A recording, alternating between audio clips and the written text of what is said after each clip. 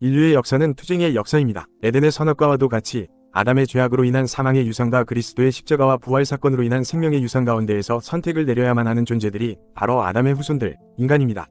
성경의 원리는 우리가 생각하는 것보다도 훨씬 더 실제적입니다. 즉, 우리의 혈통은 실제로 우리의 구원과도 직결이 될 만큼 우리에게 실질적인 영향을 줍니다. 성경적으로 표현하자면 피가 우리의 본질인 것이죠. 아담의 혈통은 개인적인 선함이나 악함에 관계없이 모두 사망의 저주를 받습니다. 동시에 아담의 혈통은 개인적인 선함이나 악함에 관계없이 모두 그리스도로 인한 부활의 축복을 받습니다. 천사들, 특히 타락한 천사들과 그들의 혈통인 네피림은 여기에 해당 사항이 없죠. 그들은 바로 이 혈통의 원리에 의해서 그리스도의 구원을 받지 못합니다. 인간의 원죄란 아담의 후손, 아담의 혈통의 속성을 의미하는 것입니다. 개인의 업보 개념이 아니라 사망과 노쇠라는 혈통의 저주인 셈이죠. 성경적인 세계관은 인간 개개의 선택이 중요한 믿음의 영역 이외에도 사망과 생명에 관련된 혈통의 관념이 함께 존재합니다. 영과 육을 분리할 수 없다는 것도 이러한 측면에서 그렇습니다. 예수 그리스도의 희생은 아담의 후손을 위한 것이었습니다. 타락천사나 네피림 같은 존재들을 위한 것이 아니었죠. 바로 이 점 때문에 예수님께서 직접 아담의 육신을 덧입고 피를 흘리신 것입니다. 타종교에서 자주 사용하기 때문에 해당 표현을 좋아하진 않지만 사실 이것이 성경적인 카르마 해소 방식이기도 합니다. 인간의 죄악은 인간이 그 값을 지불해야만 하는 것이죠. 하지만 인간의 힘으로는 불가능하니 성육신으로 오신 예수 그리스도께서 대신 지불하신 것입니다. 성경 속 구원의 원리를 이신칭이라고 하는데 이런 맥락에서 저는 이것을 이혈칭의로 다시 바라봐야 한다고 봅니다. 성경적인 구원은 그리스도 복음에 대한 믿음 이전에 혈통이 그 전제 조건입니다. 아담의 후손인 인류는 그들의 혈통 때문에 구원받을 수 있습니다. 메시아는 그 피로 아담의 후손을 속량하셨지만 타천사들과 네피림은 여기에 해당 사항이 없습니다. 다만 에덴의 선악과 때처럼 그리스도를 택할 것인지 아닌지는 본인의 선택이고 자유인 것이죠. 타락한 천사들이 하나님을 거역하기를 택한 것처럼 말입니다. 따라서 예수님이 만찬 때 말씀하신 내 피를 먹으라는 표현은 실제로 레위기와 신명기 속의 피와 생명을 연관시키는 성경적 세계관에 대해서 언급하신 내용이 됩니다. 예수 그리스도의 피는 육체적으로는 아담의 피였지만 영적으로는 하나님의 영이 결합된 것이었죠. 성경적으로 보았을 때 영적인 것은 실제 육적인 형태와 결합하여 존재합니다. 이것은 마이클 하이저와 같은 신학자들이 말하는 흙을 청하는 나아만의 내용과도 일맥상통하는 것입니다. 이 원리를 잘 알지 못하는 사람들은 구약시대의 히브리 사람들의 육체가 부활할 것을 염두에 둔 전통적 매장 방식을 영지주의적인 영과 육이 이분법적인 세계관으로 판단하며 구약시대의 매장 풍습을 격하하거나 이집트 신화의 부산물로 여기기도 합니다. 하지만 태양신라와 인간의 사이에서 태어난 존재인 파라오의 혈통, 혹은 다른 말로 아담의 혈통이 아닌 네피림의 혈통을 중시하는 이집트 신화는 근본부터 성경과는 동떨어진 이질적 세계관을 갖습니다. 이집트 신화는 타천사들의 핏줄을 중시하는 세계관, 즉 창세기 3장 속 뱀의 후손을 중시하는 세계관인 것이죠. 이것은 전 세계 모든 신화에서 동일하게 나타납니다. 신과 인간 사이에서 나타난 존재들이 영웅이거나 왕족이고 따라서 그들의 혈통이 다른 평범한 사람들의 혈통보다도 고귀하고 중요합니다. 하지만 성경은 정반대로 이야기합니다. 아담의 혈통이 그리스도의 십자가와 부활 사건으로 말미암아 영생의 복을 누리게 된 것이고 반대로 인간과 결합한 타천사와 그 후손의 혈통은 모두 죽음을 맞게 됩니다. 내가 말하기를 너희는 신들이며 다 지존자의 아들들이라 하였으나 그러나 너희는 사람처럼 죽으며 고관에 하나같이 넘어지리로다.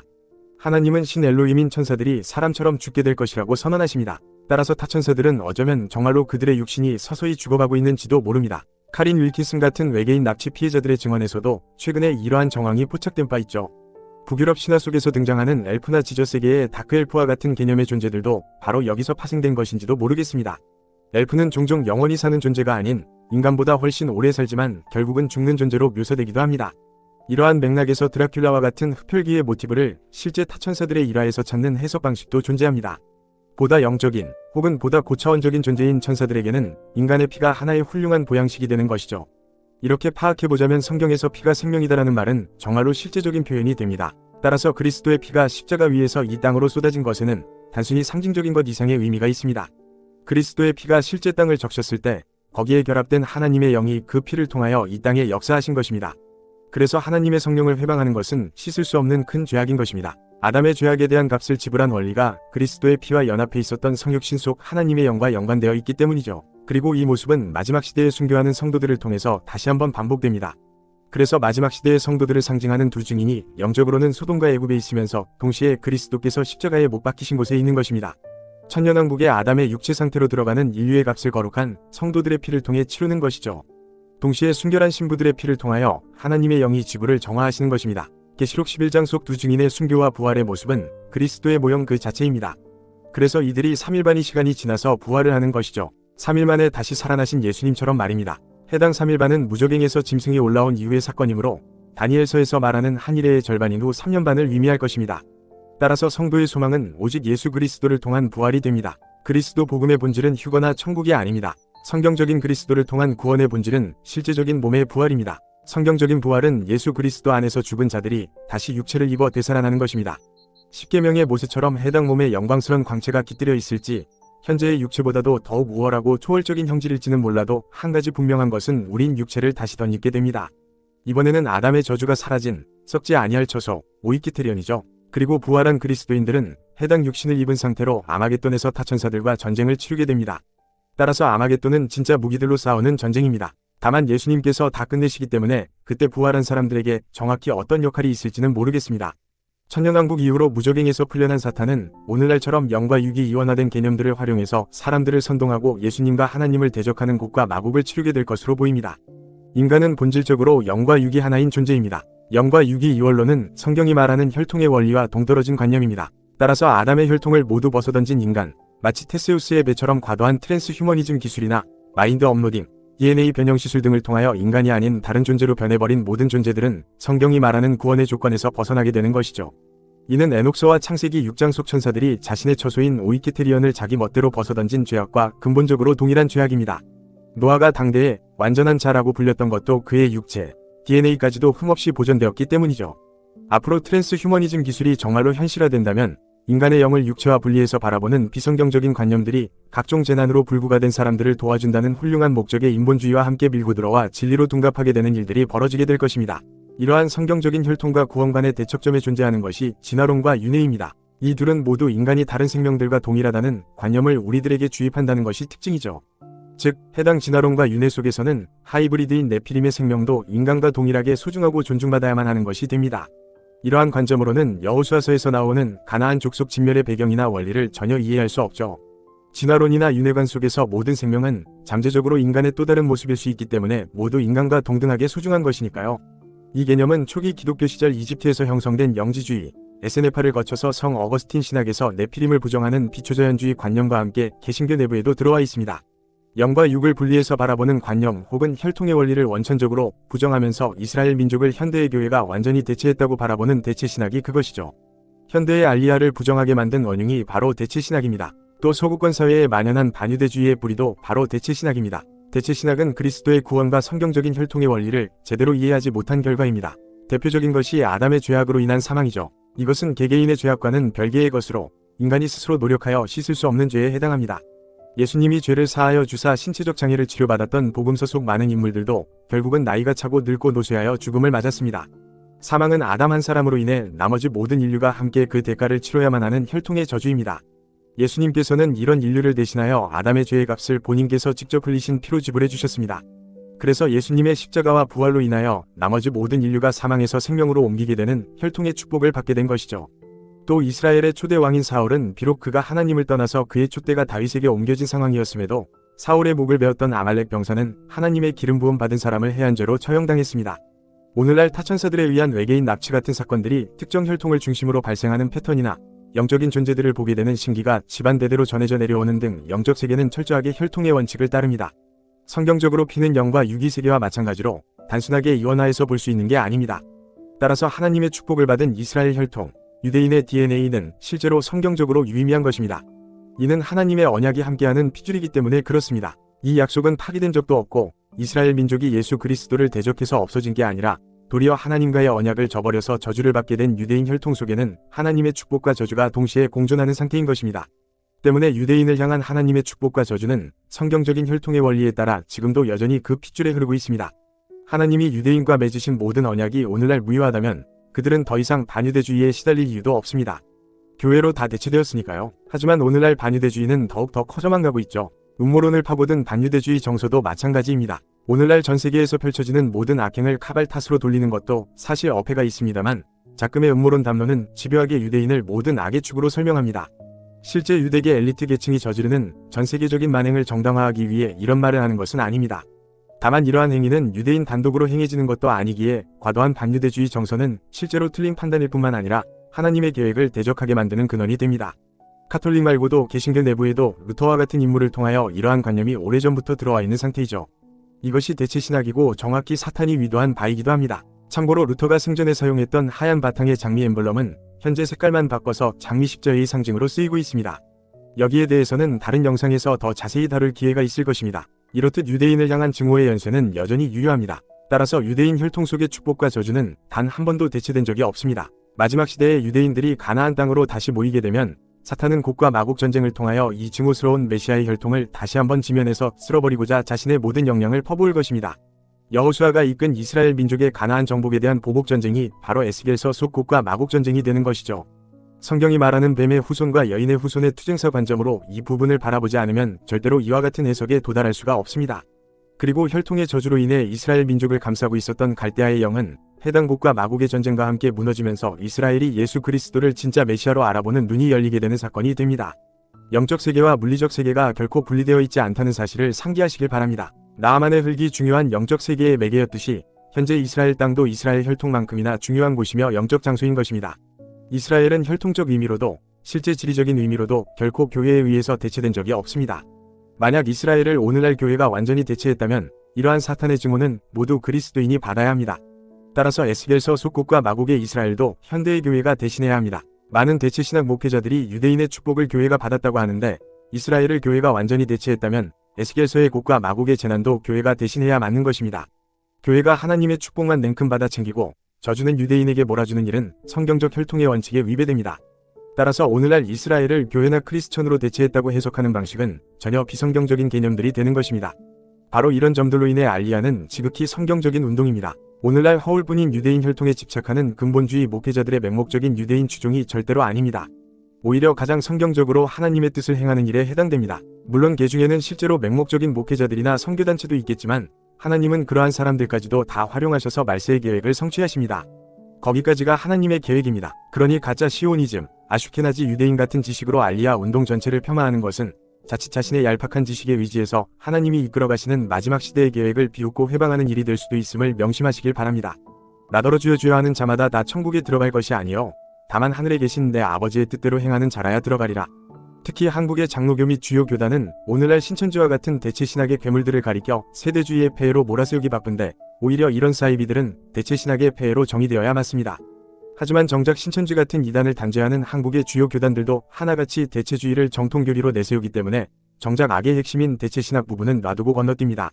신천지 같은 곳에서 말하는 하나님의 입맞는 14만 4천을 열방의 교회가 전부 다 대체했고 심지어 그게 한국인이라는 민족주의 신학은 매우 비성경적이고 성경의 예언서를 완전히 왜곡하는 엉터리 해석의 뿌리입니다. 바로 이 대체신학에서 수많은 사이비가 파생되고 많은 사람들이 잘못된 종말관을 갖게 됩니다. 이는 비단 한국의 문제만은 아니고 칼빈 때부터 혹은 기독교 초기 영지주의의 뿌리인 이집트 에세네파 시절부터 시작되어 온 사탄의 심리전입니다. 영적 세계의 원리는 구약이나 지금이나 동일합니다. 먼저는 유대인에게요. 그 다음으로 이방인에게입니다. 마지막 시대의 가나안 지역으로 이스라엘 민족이 다시 모여들어 열방의 신들과 또다시 싸우게 되는 역사는 맏아들된 이스라엘의 마지막 사명이기도 하면서 예수 그리스도를 믿지 않고 대적했던 그들의 죄의 대가이기도 합니다. 결국 열방의 신들에 대하여 이스라엘이 승리하겠지만 그 과정 속에서 많은 이스라엘 사람들이 죽게 될 것입니다. 따라서 이스라엘을 위해 기도할 필요가 있습니다. 이때 많은 유대인들이 전쟁과 고통 속에서 복음을 받아들이게 될 겁니다. 왜냐하면 이것은 단순히 물리적 세계의 전쟁일 뿐 아니라 이스라엘을 대적하는 열국의 신들을 끌어내리는 작업이기도 하기 때문이죠. 그리고 이때 현실로 끌려나온 열국의 신들은 이스라엘의 승리를 자기들의 덕으로 돌리면서 적그리스도와 짐승왕국이 이스라엘 지역에 뿌리를 내릴 것입니다. 이때 참된 복음을 받아들이고 적그리스도 치하에서 고통받게 될 이스라엘 민족을 위해 기도해야 할 필요가 있습니다. 아말렉과 싸울 당시에 모세를 도와줬던 아론과 훌이 필요한 시점입니다. 그러므로 교회된 성도는 이스라엘의 회복과 안녕을 축복하고 기원할 책무가 있습니다. 단순히 유대인이 특별하고 메시아 혈통이어서가 아니라 그들을 통하여 성취될 하나님의 계획이 있기 때문에 그렇습니다. 하나님의 계획을 축복하는 우리들이 되길 기원합니다. 그것이 아버지의 뜻을 헤아려 행동하는 성숙한 아들들의 자세일 것입니다. 철없는 탕자를 그저 경멸하고 멸시하기만 해서는 돼지떼지기밖에 될 수 없습니다. 아담의 후손과 그들의 피를 통하여 성취될 놀라운 하나님의 일들을 기다리는 천사들이 하늘에 남아있는 천사들인 것처럼 우리들 또한 아직 돌아오지 못한 이스라엘 민족과 열방에 대하여 기다릴 줄 아는 성숙한 소양을 갖춘 성도들이 되어야 할 것입니다. 단 지파의 이야기에 앞서서 혈통의 원리를 말씀드리는 이유는 단 지파가 이스라엘 민족이기 때문입니다. 해서 단순히 선과 악의 구도로 단 지파를 악으로 규정하고 선입견으로만 바라보아서는 역사 속에서 활약하는 이들의 이중적인 모습에 대해서 제대로 이해할 수 없습니다. 단 지파는 분명 사탄의 꾀임에 넘어가 페니키아인들과 연합한 하나님을 저버린 민족이지만 동시에 하나님은 그러한 단지파의 후손들을 사용하여 열방의 그리스도 복음의 전파자들로 세우셨습니다. 이는 먼저는 유대인에게요, 그 다음 이방인에게라는 성경의 원리가 단지파에게도 여전히 유효한 것을 나타내는 것이기도 합니다. 이것이 하나님이 정하신 혈통의 원리입니다. 우리는 하나님의 아들들과 아담의 후손이라는 두 가지 다른 혈통의 관점으로 인류의 역사를 되돌아볼 필요가 있습니다. 해당 관점을 통해서 우리가 여지껏 배워왔던 많은 역사들이 보다 더욱 성경적인 관점으로 재정립될 뿐만 아니라 이 세상의 진정한 모습들을 우리에게 비춰주기 때문입니다. 뱀의 후손과 여인의 후손의 전쟁사, 네피림과 인류의 전쟁사는 역사를 다시 바라보게 해주는 성경적 관점이면서 인간에 대한 정의를 다시 할 수 있도록 만들어주는 열쇠가 됩니다. 하나님의 천지창조 이후 토후와 보후의 혼돈과 공허 시대를 거쳐 재창조된 지구에 등장한 아담은 최소한 네안데르탈인 이전 시대에 속한 존재로 보입니다. 다른 말로 네안데르탈인도 아담의 혈통인 것이죠. 아담의 계보는 셈의 계보와 마찬가지로 총 10명씩으로 묶어서 서술하여 복음서에서 서로 숫자가 다른 예수님의 족보와 같이 족보학적인 관점으로 쓰였을 뿐만 아니라 실제로 성경 판본마다 아담의 후손들이 태어나는 연대가 다릅니다. 성경의 원본은 대부분의 성경 사본의 원전인 마소라 본문 외에도 4의 사본과 70인역이 존재합니다. 하지만 70인역이 말하는 아담의 후손의 탄생 연대와 마소라 본문이 말하는 아담의 후손 연대는 서로 차이가 있죠. 실제로 마소라 본문의 창세기 5장에서는 아담이 130세에 셋을 낳았고 800년을 지내면서 자녀를 낳았다고 합니다만 70인역에서는 아담이 230세에 셋을 낳았고 700년을 지내다 930세에 죽었다고 합니다. 70인역과 마소라 본문의 이러한 차이는 그 뒤로도 이어져 보합 1000년 이상의 차이가 나는 연대를 형성하게 되죠. 다시 말해 70인역이 전하는 아담부터 현대 인류까지의 연대와 마소라 본문의 연대는 서로 전혀 다릅니다. 70인역도 신뢰할 수 있는 독자적인 원본성을 갖춘 성경 본문입니다. 이 연대에 대한 내용은 사해사본을 살펴보아도 아담의 족보 부분이 소실되어 있기 때문에 어느 쪽이 원본에 가까운 것인지 확인할 방법도 마땅치 않죠. 또한 마소라 본문의 경우에는 수비학적인 관점을 지켜내고자 아담의 족보와 같은 곳에서 의도적으로 숫자를 변경한 것으로 파악되는 부분들이 나타나기도 합니다. 이것 이외에도 마소라 본문은 신명기 32장 8절의 내용을 하나님의 아들들에서 이스라엘의 아들들로 변경한 사실이 드러난 문헌이죠. 사해서본 덕분에 이러한 내용이 밝혀진 바 있습니다. 이러한 점들이 제가 성경의 족보를 있는 그대로 더하여 생각하지 않는 이유이기도 합니다. 물론 반드시 저처럼 바라보실 필요는 없습니다. 성경적 혈통의 원리에 위배되는 진화론 같은 명백한 오류만 쫓지 않으면 되기 때문입니다. 하지만 이러한 연대에 대한 유연성은 앞으로 나타날 소위 외계 존재들의 선동을 분별할 수 있도록 도와줄 것입니다. 고고학계에서는 새로운 유물이 발굴되면 특정 연대가 수백 년 수십만 년을 껑충껑충 널뛰게 하는 일도 비일비재합니다. 또 진화론 프레임으로만 증거를 해석하는 현대 화석학을 모두 신용할 수도 없죠. 하지만 최소한 지구 6000년설을 신뢰하기는 어려워 보입니다. 여기에는 다양한 이유들이 있지만 크게 몇 가지를 꼽자면 초고대 문명이 멸망하게 된 범지구적 대재앙이 일어난 연대가 13,000년, 1만 년 사이로 추정되는 점, 최소 10만 년 이상을 거슬러 올라가는 네안데르탈인의 유전 형질이 오늘날 현생 인류에게도 남아있다는 점과 현대에도 피라미드와 같은 초고대 문명의 거석 구조물들이 하늘의 별자리들과 정확하게 정렬을 이루고 있다는 점이 있습니다. Well, let's move on then and talk about some of the cultural evidence that Neanderthals were human. What do we know from their behavior and culture and so forth? Well, first of all, we have to understand that everything has changed. Most people aren't aware of what has changed. The amount of archaeological evidence we find associated with Neanderthals that points to them being human is astounding. It's not just a little bit. We have evidence that they may have painted in caves. They had the controlled use of fire. They searched the landscape for rare minerals and ground them up into powders, maybe for cosmetics. They buried their dead with flowers and ceremonial objects, sometimes with their heads pointing toward a sunrise. They clearly built shelters. They subdivided their caves into partitions and made a very good use of heat and fire. So it's not just a cold, damp place. They had skins and things like that. It's all sorts of crazy things that no one expected from these supposedly brutish half-ape people. They are clearly human. They even built hafted tools, that is like composite, like a wooden shaft with a stone tip or something like that. They also used a glue made out of birch bark by boiling down the birch bark, and they would actually glue their spear points to their spear shafts. So while the rest of the world was taking deer guts and stripping out the intestines and making line out of that and tying things to their spears, Neanderthals were using a super glue. Yeah, very good. So clearly all this behavior is consistent with them being made in God's image. Yeah. Let's just maybe conclude with talking more about some of the genetic evidence, because now we've been finding DNA, retrieving it from these ancient Neanderthal bones. And what does that tell us about their relationship to modern humans? Well, shockingly, it tells us that they were actually human. The earlier Neanderthal DNA evidences, they're looking at mitochondrial DNA, and they said, look, we found a mitochondria from Neanderthal, and it's not found in modern humans. Therefore, Neanderthals and modern humans must not have interbred. Mm-hmm. But then when they started sequencing the entire genomes of the Neanderthals, they realized that a lot of bits and pieces of Neanderthal are found in modern humans. In fact, about 60% of the Neanderthal genome is in modern people. And most people are, I don't know, most people who lived outside of Africa, we shall say, because Neanderthals didn't live in Africa, so it shouldn't be a surprise that they didn't leave any descendants. Well, there's no descendants of Neanderthals in Africa. They're pretty much all outside of Africa. But Yeah. 2 to 3% of our genomes, if you're non-African, come from Neanderthal. It doesn't sound like Yeah, a so lot. that means you and I, like our ancestors, some of them were Neanderthals. Yeah, If you go 2 back out of way every back. 100 ancestors. 네안데르탈의 특징으로 알려진 돌출된 눈썹뼈도 실제로는 고대 인류가 오랫동안 살았던 흔적으로 해석될 수 있습니다. 실제로 눈썹뼈는 일생 동안 계속해서 자라나는 부위이기 때문이죠. 네안데르탈인들의 유럽과 유라시아 대륙에 집중된 분포 또한 인류의 아프리카 기원설을 반박할 수 있는 좋은 자료이기도 합니다. 그리고 네안데르탈 시대까지 아담의 계보에 포함시켜 이해하게 되면 수십만 년 전으로 측정되는 각종 오파치도 어렵지 않게 역사에 포함시켜 이해할 수 있게 됩니다. 이 시기는 대홍수 이전이므로 초고대 문명 시기이거나 그 이전 시기에 해당합니다. 물론 진화론 측도 여기에 굴하지 않고 네안데르탈을 현대 인류 형성 역사에 포함하여 인류의 아프리카 기원설을 다시 설명하긴 합니다. 하지만 이러한 모습들을 통해서 이 또한 언제 바뀌게 될지 알 수 없는 진화론의 잠정적인 해석에 지나지 않는다는 사실만큼은 분명해지죠. 오늘날 전세계 거석 구조물들은 밤하늘의 별자리들과 정렬을 이루고 있습니다. 노아의 대홍수 시대를 오늘날 널리 알려진 13,000년 전이 대격변 시대로 보았을 때 만약 젊은 지구를 이야기하는 쪽의 주장대로 대홍수 때에 지각판 이동이 이루어졌다면 현재 밤하늘의 별자리들과 정렬을 이루고 있는 거석 구조물을 도저히 설명할 수 없게 됩니다. 판이 이동하고 나서 별자리들이 피라미드를 쫓아 이동했다는 해석 말고는 이 모순을 해결할 방법이 없죠.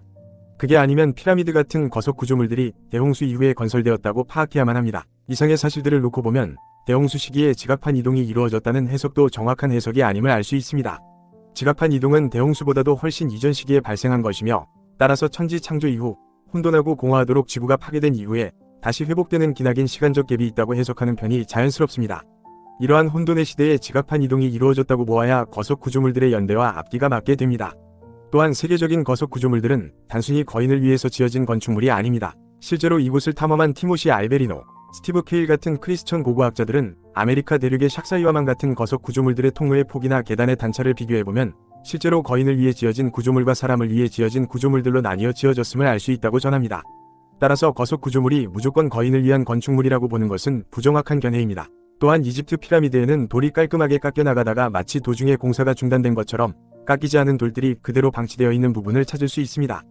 해당 거석 구조물을 연구하는 세간의 많은 학자들은 이구동성으로 이 돌은 마치 퍼즐처럼 정교하게 깎여 놓여진 뒤에 다시금 그 표면이 우리가 알 수 없는 고대의 어떤 기술에 의해서 마치 레이저로 잘라낸 듯이 아주 깔끔하게 잘려나간 것이라고 이야기합니다. 이러한 사실들은 단순히 거인들, 네필림이 돌을 들고 날라서 해당 구조물을 지은 게 아니라는 사실을 뒷받침하는 것이기도 합니다. 아무리 거인들이 돌을 장난감처럼 다룬다고 해도 돌의 표면을 칼로 자르듯이 잘라낼 수는 없습니다. 이것은 현대에도 발견되는 아프가니스탄, 솔로몬 제도 등지의 거인들의 생태나 그들이 사용했다는 도구의 수준으로는 도저히 흉내낼 수 없는 정교한 기술입니다. 이것은 타천사들의 기술로 만들었다고 보아야 더욱 앞뒤가 맞습니다. 그리고 현재 우리가 이집트 문명으로 이해하고 있는 피라미드 주변의 문명은 해당 피라미드를 발굴, 도굴해서 세워진 문명입니다. 즉 대홍수 이후의 사람들이 과거 초고대 문명의 유적지를 파헤쳐 그 위에 다시 세운 문명인 것이죠. 이집트 문명에게는 해당 피라미드를 세우는 데 사용된 돌을 다듬는 기술이 없었습니다. 실제로 이집트에는 거대한 석함이 존재하는데 해당 돌 표면 위에는 이집트인들이 각종 암각 세공을 시도한 흔적들이 남아있습니다. 하지만 줄 하나 똑바로 새기지 못해서 매우 삐뚤게 남아있고 도중에 세공을 포기한 흔적이 나타납니다. 피라미드를 구성하는 돌들 사이로 종이 한 장 들어갈 만한 틈도 없게 깎아내고 그 돌의 표면도 피라미드 기울기에 맞춰서 비스듬하게 마치 칼로 두부를 자르듯이 돌을 정확하고 깔끔하게 잘라내는 수준의 기술을 가진 문명이 돌에 그림 하나 똑바로 세공하지 못했다는 것은 서로 앞뒤가 전혀 맞지 않죠. 따라서 이집트 문명은 이를테면 최초의 고대 프리메이슨 문명, 다른 말로 초고대 문명의 잔재를 탐사하고 거기서 찾아내는 타천사의 기술에 심취한 도굴꾼 문명이 되는 것입니다. 이는 프리메이슨의 선조로 취급받는 니무롯, 길가메시가 이집트 피라미드 지하의 비밀 금고에서 헤르메스가 발견한 비밀 지식을 전수받아 영웅적 존재로 변신하고 바벨탑을 쌓아 천국으로 향하는 포탈을 열고자 했다는 부분과도 연결되고 또 신정기사단 같은 현대 프리메이슨의 뿌리 조직이 유물 탐사팀에서 출발하는 모습과도 대단히 유사합니다. 또한 오늘날 장미십자회 같은 기독교 신비주의 단체에서 자신들의 기원을 이집트 문명에서 찾는 것과도 일맥상통하죠. 이는 성경에서 애굽의 영이라는 표현으로 계시록에 등장하기도 합니다. 그 성은 영적으로 하면 소돔이라고도 하고 애굽이라고도 하니 소돔과 고모라는 성경적으로 노아의 때와 동일한 타락천사들의 유전자 변형 죄악으로 인해 멸망한 도시들로 인식됩니다. 유다서, 베드로서 등에서 이러한 이해를 찾아볼 수 있고 에녹서 등의 외경에서도 그렇게 나타나죠. 그리고 애굽은 초기 기독교 시대와 경쟁했던 영지주의가 탄생한 지역이기도 합니다. 이집트 에스네파가 바로 그들이죠. 실제로 도마부금과 같은 영지주의 문헌이 발견된 장소는 이집트 나그한마디이고 이 지역 이름을 따서 나그한마디 문헌으로 부릅니다. 해당 문헌 중 이집트 복음서는 예수님이 아담의 아들인 셋의 환생이라고 이야기합니다. 또한 영지주의 정신의 정수인 소피아의 내용도 나그한마디 문헌에 나타나 있죠. 이 애굽의 영은 다른 영상에서 더 다뤄보도록 하겠습니다. A sensational find in Croatia in 1899 distorts the picture even more. Johannes Kosa visits the caves in Krapina. Nowhere have more Neanderthal bones been discovered. The Krapina site, what we think now, at this time of our knowledge, we think that we have between 75 and 80 individuals, based on dental sample. If you study postcrania, your information might be somehow different. The find in Krapina gives rise to a gruesome suspicion. Did the Neanderthals who lived here really only eat meat from animals? Traces on bones suggest something terrible. Some people argue for cannibalism, so that you had accumulation because this was a place of where they perform cannibalism. What is the reason for cannibalistic behavior? We don't know. It could be ritual, it could be starvation. So again, Krapina is quite an unusual sample. You have also cut marks on the bones, so it seems to be that they somehow were butchered in some way. There's some ways, butchering, some way of they didn't respect their deaths. So they are butchering, burned bones again. But again, this idea of cannibalistic was quite well known for the Krapina sample because of this fragmentation, because of this many bones are just split, broken, fragmented. 영상 속 크라피나 동굴에서 발견된 뼈들을 우라늄 토륨 연대 측정한 결과 해당 유골들은 약 13만 년 전의 것으로 나타났습니다. 우리는 다양한 크리스천 학자들의 연구를 통해서 해당 식인 문화가 어디서부터 오는지 알고 있습니다. 그것은 타락한 천사들이나 네피림과 같은 존재들로부터 기인합니다. 에녹서 같은 외경에서는 세미아사를 비롯한 수백의 타락 천사들이 에녹의 아버지인 야렛의 시대에 헤르몬산에 내려와 인간 여성과 결합하고 네피림을 낳았다고 전하죠. 만약 해당 연대 측정이 올바르다면 인간과 타락 천사들의 본격적인 교류는 13만 년 전부터 시작되었는지도 모르겠습니다. 그렇다면 이 무렵을 에녹서에서 말하는 야렛 시대나 그와 가까운 시기로 해석할 수 있어 보입니다. 아담의 계보를 족보학의 관점으로 이해한다면 이때부터 상당한 시간이 흘러 노아의 시대에 가까워진 무렵에 가서야 초고대 문명이 세워지는 것으로 볼 수 있을 것입니다. 거석 구조물들과 함께 네피림 왕조가 출현하고 노아의 때가 시작되는 것입니다. 상당히 흥미로운 것은 네안데르탈인들의 식인 동굴이 발견된 지역은 크로아티아의 크라피나인데 바로 남쪽 국가인 보스니아의 유명한 보스니아 태양 피라미드가 존재한다는 사실입니다. 혹시 이 피라미드가 모든 초고대 문명과 노아의 때를 상징하는 최초의 하이브리드 왕조가 시작된 지점은 아니었을까요? 만약 그렇다면 해당 피라미드를 둘러싼 많은 미스테리한 사건들이 설명되기도 합니다. 실제로 해당 피라미드를 조사하다가 보스니아 정부 당국의 제지로 철수당한 고고학자는 해당 피라미드에서 발견된 지오폴리머 구조물의 연대를 탄소 측정해본 결과 약 3만 5천 년 전이 것이었다고 하죠. 이것은 피라미드나 괴베클리 테페와 같은 거석 구조물들보다도 훨씬 오래된 것이기도 합니다. 또한 미국과 서방 세계가 냉전 시기에 동유럽 국가에 왜 그렇게 집착했는지도 어느 정도 설명이 됩니다. 미국은 해당 보스니아 피라미드나 그 주변에 존재하는 초고대 문명의 유물이나 네피림 DNA를 확보하기 위해서 이들 지역에 신경을 곤두세웠던 것인지도 모릅니다. 이렇게 보면 1990년대의 보스니아 전쟁도 다시 바라볼 수 있게 됩니다. 미국이 유럽 경제 공동체와 함께 보스니아 헤르체고비나 독립을 공식 승인하면서 전쟁이 발발했기 때문입니다. 미국은 이것 말고도 2003년 이라크에서 길가메시의 무덤을 찾아내고 그 DNA를 확보한 것과 관련해서 많은 의혹을 받은 바 있습니다. 이라크 전쟁이 실제로는 길가메시의 시신을 확보하기 위한 전쟁이 아니었냐는 것이죠. 유전자 편집 기술이 발견된 것은 1970년대 이후의 일입니다. 이 무렵부터 외계인 납치로 악명 높은 트라이앵글 UFO, TR-3B가 등장하죠.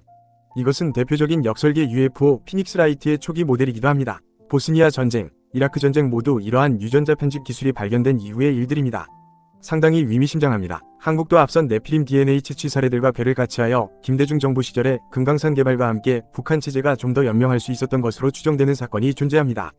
해당 내용은 단 지파 이야기 한국 파트에서 더 자세히 다루겠습니다. 이렇듯 세계의 역사는 단순한 권력 게임만으로는 모두 설명되지 않는, 보이지 않는 세계와 연관된 부분이 나타납니다. 특히 네피림과 같은 타락한 존재들의 혈통과 관련해서 이야기를 추적해보면 인류가 해당 존재들과 끝없는 투쟁과 상호작용의 역사를 걸어왔음을 알게 됩니다.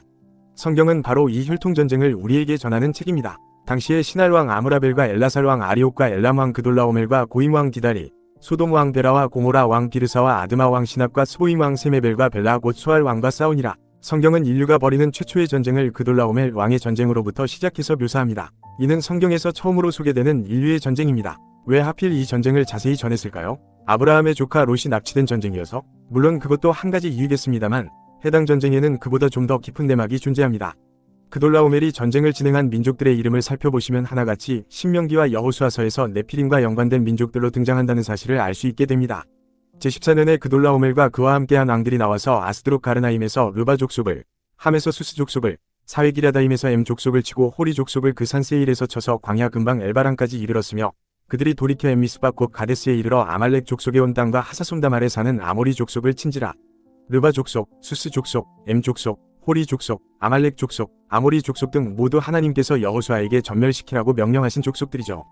또한 세일산 근방은 에돔 지역으로 이후에 야곱의 형인 에서에게 주어져 호리 족속을 몰아낸 지역이기도 합니다. 그래서 하나님은 여호수아에게 해당 세일산 지역은 에서 민족에게 주어진 땅이니 건들지 말라고 말씀하시죠. 이 시기는 아브라함이 하나님께 언약을 받게 되는 기원전 2100년에서 1800년경으로 세계적으로는 청동기에 해당합니다. 그리고 비슷한 기원전 2500년경 무렵 동양에서는 탕록전투 같은 또 다른 네피림 전쟁이 있었던 것으로 전해집니다. 가나안을 비롯하여 전 세계에 나타나는 고인돌들도 대체로 기원전 2500년에서 1000년경 무렵의 구조물들입니다. 또 타천사들과 교류한 흔적으로 볼 수 있는 가나안 민족의 소용돌이 무늬 도자기도 기원전 2500년 무렵부터 내려오던 것들이죠. 이때 인류는 전 세계 곳곳에서 바로 네피림과 전쟁을 치르고 있었던 것으로 보입니다. 네피림을 숭상하는 부족들과 이들을 몰아내고자 했던 청동기 문명의 영웅들이 전 세계 곳곳에서 격돌을 했던 것이죠. 이것은 한반도 지역도 마찬가지입니다. 탕록전투에서 치우측의 거인 부족을 몰아낸 세력인 황제 헌원씨와 같이 거인을 몰아내고자 하는 세력이 요하 근방과 한반도로 내려온 네피림 추종 세력들과의 투쟁 끝에 그들을 몰아내고 인간 문명의 시대를 열게 된 것이죠. 마치 그돌라오멜 왕이나 야곱의 형제 에서처럼 말입니다. 해서 한반도 지역은 거인을 추종하던 민족과 거인을 몰아낸 민족이 혼합되어 형성된 민족과 국가로 보입니다. 물론 네피림을 인간의 힘만으로 이겨낸다는 것은 현실적으로 어려움이 많습니다. 여기엔 여러가지 요인들이 존재했을 것으로 보입니다. 우선 대홍수 이후의 네피림인 나파임은 대홍수 이전 시대처럼 사이즈가 크지도 못했고 번식에도 문제가 있었던 것으로 보입니다. 바산왕국도 마지막 남은 나파임이라는 별칭이 붙은 것을 보면 더욱 그렇죠. 그래서 대홍수 이후 거인들의 낮은 번식력이 청동기 시대에 진행된 혈통전쟁에서 신체적으로 약한 인간이 네피림을 몰아낼 수 있었던 한 가지 요인으로 보입니다. 또 다른 이유는 살렘 왕 멜기세덱과 같은 존재입니다.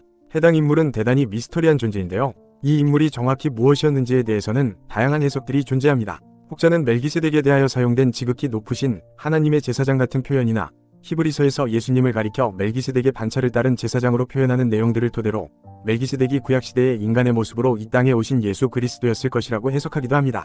실제로 멜기세덱은 롯의 구출 이후 아브라함에게 축복을 내려주죠. 아브라함은 겁이 많아 자신의 아내 사라를 여동생이라고 속이고 다녔던 인물인데 롯을 구출할 때만큼은 네피림 민족들과 대전쟁을 펼쳤던 그돌라오멜 왕에 대항하여 스스로 318명을 이끌고 가서 싸워 이겼다고 말합니다. 이 부분이 논리적으로 대단히 앞뒤가 안 맞는 부분인데 만약 멜기세덱이 구약시대의 예수님의 현신이었고 그러한 예수님께서 아브라함의 편에 서서 함께 싸우신 결과로 아브라함 측이 승리하게 된 것이라면 아브라함이 네피림 전쟁을 치를 만큼 강력한 그돌라오멜 왕을 격파하고 롯을 구출하는 내용이 앞뒤가 맞게 됩니다. 이러한 해석은 청동기 시대에 단순히 인간의 힘만으로 거인을 몰아내진 않았으리라는 추론도 가능하게 해줍니다.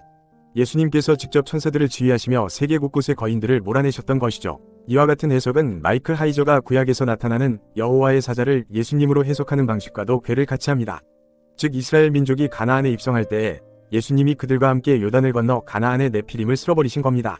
성경에서는 하나님께서 이스라엘 민족에 앞서 왕벌을 보내셔서 적들을 내쫓아 주신다는 표현이 등장합니다. 내가 왕벌을 내 앞에 보내리니 그 벌이 히위 족속과 가나안 족속과 헷 족속을 내 앞에서 쫓아내리라.